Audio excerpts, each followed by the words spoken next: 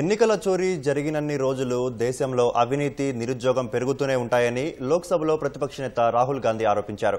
ఉద్యోగాలు ఓట్ల దొంగతనాన్ని యువత ఇకపై ఎంతమాత్రమూ సహించబోదని ఆయన పేర్కొన్నారు. ఈ మేరకు సామాజిక మాధ్యమం ఎక్స్లో రాహుల్ గాంధీ పోస్ట్ చేశారు. ప్రజల నమ్మకంతో ప్రభుత్వం ఏర్పడిన తర్వాత యువతకు ఉద్యోగాలు కల్పించడం ఆ ప్రభుత్వ తొలి విధి అని రాహుల్ పేర్కొన్నారు. అయితే బీజేపీ నిజాయితీగా ఎన్నికల్లో గెలవలేదని ఆయన ఆరోపించారు. వ్యవస్థల్ని నియంత్రించి ఓట్లు చోరీ చేసి అధికారంలో కొనసాగుతోందని దుయ్యబట్టారు. అందుకే నిరుద్యోగ రేటు 45 ఏళ్ల గరిష్ట స్థాయికి చేరిందని రాహుల్ గాంధీ ధ్వజమెత్తారు. యువత భవిష్యత్తు అయోమయంగా మారిందని ఆందోళన వ్యక్తం చేశారు. అందుకే ప్రతి పరీక్షా పత్రం లీక్ అవుతోందని, ప్రతి నియామక ప్రక్రియ అవినీతితో ముడిపడుతోందని ఆరోపించారు.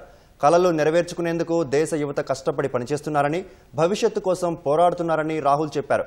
కానీ ప్రధాని తనను పొగుడుతూ ప్రముఖులతో పాటలు పాడించుకుంటూ కుబేరుల లాభాల కోసం పనిచేస్తున్నారని అన్నారు. అందుకే యువత ఆశాభంగంలో ఉన్నారని రాహుల్ గాంధీ వివరించారు.